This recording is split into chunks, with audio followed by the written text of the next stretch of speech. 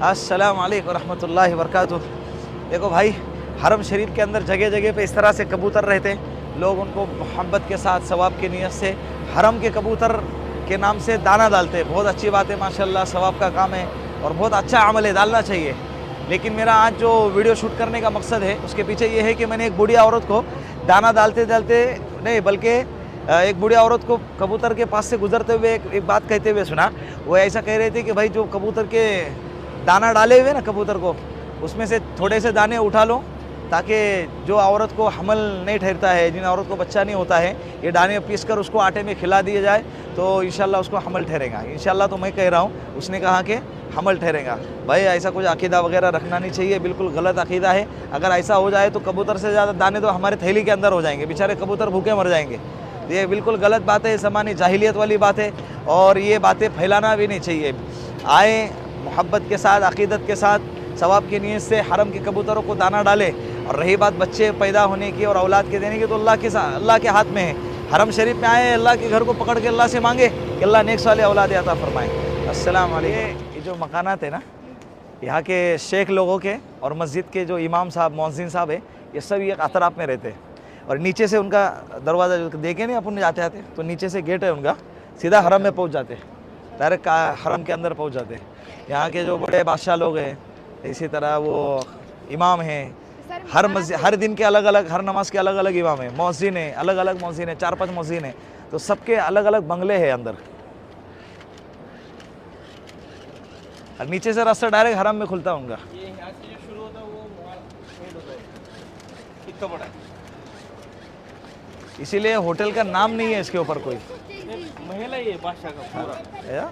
ये बादशाह तो यहाँ रहता नहीं ना, लेकिन उसका मगर ये रिहायशी जब पहाड़ दिख रहा है, ये पहाड़ था ना, ये सब पूरा ये जो सामने का जो पहाड़ है, वो पहाड़ का नाम है जबल अबी कुबैस। क्या नाम है? जबल अबी कुबैस।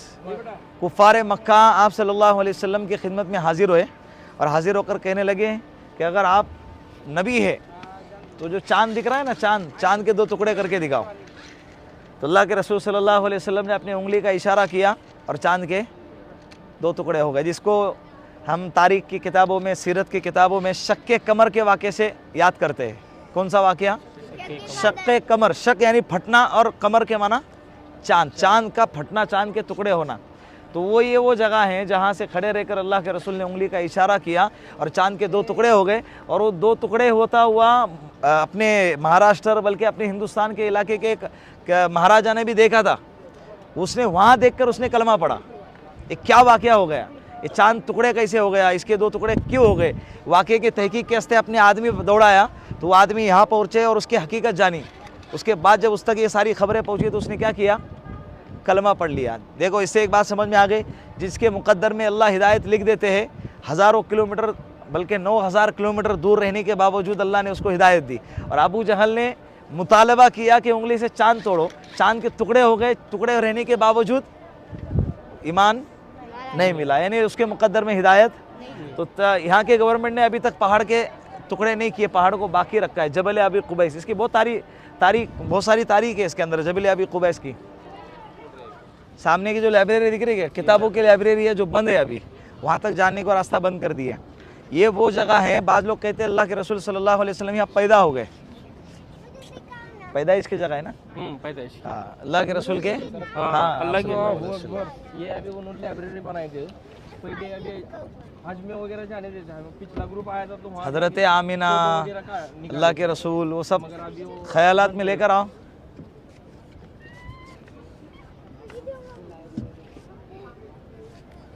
जब अल्लाह के रसूल पैदा हो गए तो तूफ़ू बिहा व मशारिक़हल अर्ज़ व मगारिबहा, उस ज़मीन व आसमान चारों तरफ से अल्लाह के रसूल सल्लल्लाहु अलैहि वसल्लम के कमरे में सारी दुनिया को बताया गया। और हज़रत आमिना कहती है कि मुझे आवाज़ सुनाई दी कि इस बच्चे को मशरिक़ और मगरिब का चक्कर लगाओ, इसलिए और बता दो सारी दुनिया वालों को ये सारी दुनिया का बादशाह आ रहा है। ये वो जगह है जिस जगह पर पैदा हो गए थे, उस जगह पे। और यहाँ पहले जो है मुर्दों को गुस्ल देते थे पहले, जब यहाँ कोई ये अच्छा इंतज़ाम नहीं था, इंतकाल होता था ना, तो यहाँ गुस्ल दे देते और यहाँ से मैयत निकलती थी।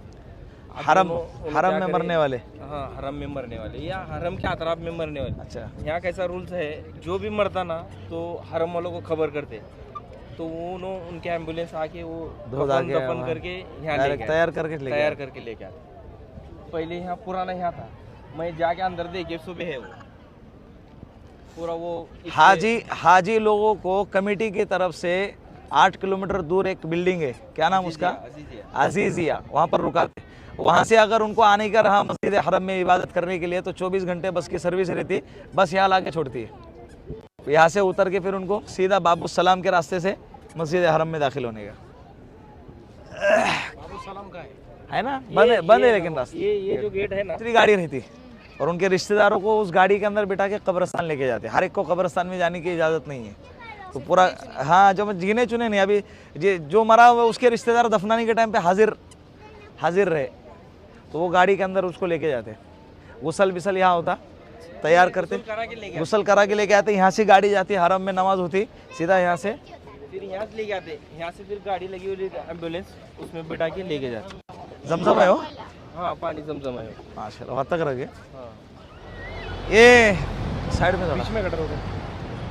ये जो मस्जिद है इसका नाम है मस्जिद शजर। क्या बोल रहे सुनो, क्या नाम है? मस्जिद शजर। शजर अरबी में कहते हैं दरख्त को। क्या कहते हैं? दरख्त को। ये मस्जिद हमारे नबी के नबूवत की, रिसालत की सबसे बड़ी दलील है। इस मस्जिद से एक बात समझ में आती है कि हमारे नबी सिर्फ इंसानों के नबी नहीं थे, हमारे नबी इंसानों के नबी, जिन्नातों के नबी, फरिश्तों के नबी, शजर हजर के नबी। एक सहाबी, आराबी सहाबी अल्लाह के रसूल सल्लल्लाहु अलैहि वसल्लम की खिदमत में आए और कहने लगे कि अगर आप हकीकत में नबी हैं तो ये जो दरख्त, यहाँ पे एक दरख्त था, बहुत बड़ा दरख्त था, अगर आप नबी हैं तो उस दरख्त से कहो कि वो आपके नबूवत की गवाही दे। अल्लाह के रसूल ने फरमाया सल्लल्लाहु अलैहि वसल्लम, अगर उस दरख्त ने नबूवत की मेरी गवाही दी तो क्या तुम मुझे मानोगे? कहा कि जी ज़रूर मानूंगा। कहा कि जाओ उसे कह दो कि मैंने बुलाया है।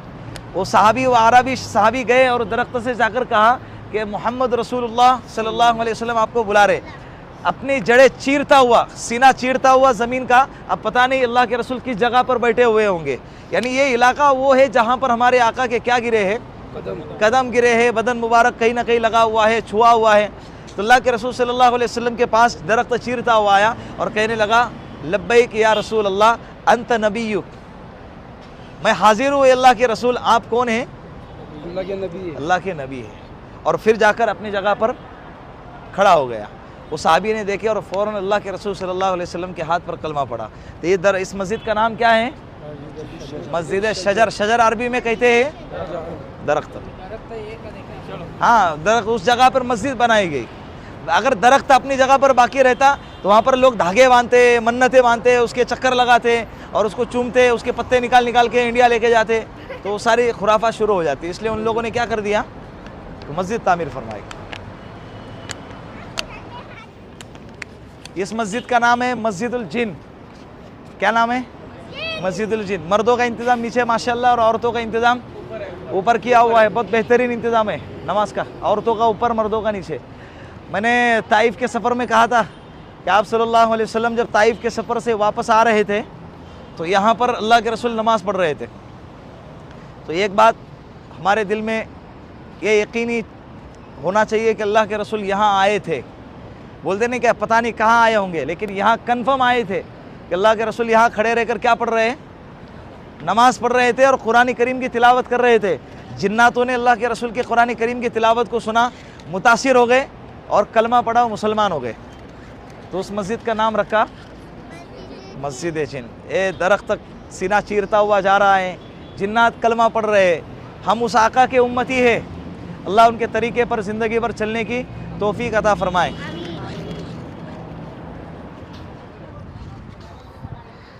अस्सलामु अलैकुम या दार कौमी मुमिनीन, अंतुम सलफूना व नहनु बिल अथर व इन्ना बिकुम लाहिकून। भाई ये जन्नतुल मुअल्ला है, मक्कतुल मुकर्रमा की जो कब्रिस्तान है उसे कहते हैं जन्नतुल मुअल्ला। यहाँ पर इस कब्रिस्तान में असर की नमाज के बाद मर्दों को आने की इजाज़त है। मर्द हजरात आ सकते हैं, औरतें, वहाँ जालियाँ लगी हुई हैं, वो जाली के बाहर खड़े रहकर देख सकती है। और इस कब्र के अंदर बहुत सारे सहाबा इकराम रज़ियल्लाहु अन्हुम दफन हैं। मुझे लगता है कि हज़रत खतीजतुल कुबरा रज़ियल्लाहु अन्हा के बारे में तो मशहूर है कि वो इसी कब्रस्तान में है, लेकिन मुझे यूँ लगता है कि वो साथ साथ में हज़रत सुमैया रज़ियल्लाहु अन्हा भी इसी जगह पे होंगी, हज़रत यासिर रज़ियल्लाहु अन्हु भी इसी जगह पे होंगे। मक्कतुल मुकर्रमा में जितने भी सहाबा इकराम शहीद हो गए, इंतकाल कर गए, एक ही कब्रस्तान था, तो सहाबा इकराम की कब्रें इसी कब्रस्तान में हैं। दुआ करे कि अल्लाह रब्बुल इज़्ज़त इनका फ़ैज़ हमें भी नसीब फ़रमाए और इनके जिवार में अल्लाह रब्बुल इज़्ज़त जब मौत का वक्त आ जाए तो हमें भी जगह नसीब फ़रमाए।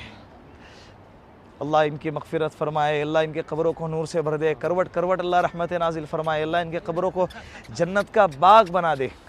और इसके अंदर एक बात देखें, अरबों की एक ही बात थोड़ी अच्छी लगती है ख़ास तौर पे कि कब्रों के अंदर जो है ना कोई खतबा नहीं, कोई जगह नहीं, कोई नाम नहीं, किसी के कोई अलामत नहीं कि भाई ये फ़ुला की कब्र है, कोई बाकी नहीं रखा।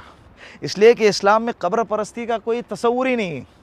इस्लाम के अंदर इस्लामी ज़हनियत ही नहीं है कि किसी कब्र को पूजा जाए, किसी के बाकी, इसीलिए कोई अलामत कोई निशानी बाकी नहीं रखी है। देखिए तमाम की कब्रें एक जैसी है, सब बराबर नज़र आ रही है। एक ही सब में खड़े हो गए महमूद व अयाज़, न बंदा रहा न बंदे नवाज। ये इस्लाम की खूबसूरती है। और इस्लाम हमें सबक देता है कि अल्लाह के अलावा कोई भी सजदा करने के लायक नहीं है। अगर हम सजदा करेंगे तो सिर्फ़ अल्लाह को सजदा करेंगे। ये जन्नतुल मुअल्ला की कब्रें हैं, कब्रस्तान की कब्रें हैं। आप दुआ भी फ़रमाएँ, हम भी दुआ करते हैं। चले अब पढ़ के बख्शते हैं यहाँ आराम करने वालों के लिए। अल्लाह के रसूल सल्लल्लाहु अलैहि वसल्लम ने फरमाया ना कि क़यामत के दिन जब मैं उठूँगा तो सबसे पहले जन्नतुल बकी वाले, फिर उसके बाद जन्नतुल मुअल्ला वाले, इन लोगों की सिफारिश अल्लाह के सामने करूँगा। इसीलिए तो हम तमन्नाएँ करते हैं, हर ईमान वाला ये तमन्ना रखता है कि जब मौत आए तो मदीने में मौत आए। लाखों लोगों का मजमा जनाजे की नमाज़ पढ़ता है, 40 लोगों से ज़्यादा लोग जिस जनाजे की नमाज़ में हों उसके लिए मग़फ़िरत का इशारा किया हुआ है। तो लिहाजा हरम शरीफ के अंदर जनाजे की नमाज़ जब पढ़ी जाएंगी तो लाखों का मजमा होगा, इमाम हरम इमाम काबा नमाज़ पढ़ाते होंगे, तो इनके मग़फ़िरत में क्या शक हो सकता है। अल्लाह रब्बुल इज़्ज़त ऐसी मौत हमें भी नसीब फ़रमाए। हम मौत की तमन्ना नहीं कर रहे, अच्छे मौत की दुआ कर रहे। अल्लाह ज़िंदा रखे तो आफ़ियत के साथ जब मौत आए तो हरम शरीफ के अंदर, हरमैन शरीफ़ैन की अल्लाह मौत नसीब फ़रमाए। सबसे मालदार औरत थी हज़रत खतीजा रज़ी अल्लाह अन्हा। पूरे मक्का शहर में सबसे ज़्यादा मालदार, कुरैश के अंदर सबसे ज़्यादा मालदार औरत थी। लेकिन जिस वक्त अल्लाह के रसूल ने नबूवत का ऐलान किया तो पूरा माल अल्लाह के रसूल के नाम पर लुटा दिया और बाकायदा ऐलान किया, जो मेरे शोहर के हाथ पर कलमा पड़ेगा, जो मेरे शोहर का साथ देगा, मेरा कर्जा माफ़। पूरा लुटा दिया, सब कुछ लुटा दिया। इंतकाल के वक्त तो कुछ भी नहीं था। तो इस्लाम के सबसे पहली इस्लाम लाने वाली, मुसलमानों में कलमा पढ़ने वाली कौन है? हज़रत खतीजतुल कुबरा रज़ी अल्लाह अन्हा वहाँ पर आराम फरमा रही है। जिस वक्त अल्लाह के रसूल सल्लल्लाहु अलैहि वसल्लम की ज़ौजा मोहतरमा हज़रत खतीजतुल कुबरा का इंतकाल हो गया, अल्लाह के रसूल सल्लल्लाहु अलैहि वसल्लम पूरा साल गमज़दा थे। इसलिए कि इनके इंतकाल के फ़ौरन कुछ दिनों के बाद चचा अबू तालिब का भी इंतकाल हो गया। तो उस साल का नाम क्या रखा गया? आमुल हुज़्न। क्या नाम रखा गया? आमुल हुज़्न, गम का साल। क्या नाम रखा गया? गम का। इतना याद करते थे अल्लाह के रसूल इंतकाल तक। हालांकि उसके बाद 10 निकाह फरमाए। हज़रत खतीजा रज़ी अल्लाह अन्हा के इंतकाल के बाद कितने निकाह फरमाए? 10 निकाह फरमाए। लेकिन इसके बावजूद आखिरी ज़माने तक किसको याद रखते थे? क्योंकि कुर्बानी थी भाई। और ऐसे वक्त में साथ दिया था जिस वक्त में लोग, उनके घर वाले रिश्तेदार उनके दुश्मन बने हुए थे, मक्का से निकालने पर तुले हुए थे। उनके शोबे अबी तालिब की एक घाटी है, वहाँ पर उनको बाकायदा कैद किया हुआ था। उस वक्त में उनको साथ दिया है। सलाम पेश करे। और जो कुरान करीम का जो हिस्सा याद है, सूरह इखलास, सूरह फलक, सूरह नास, सूरह फातिहा, जो भी आता है, सूरह यासीन वगैरह पढ़ के अम्मा खतीजा के कब्र पर तोहफ़ा पेश करे।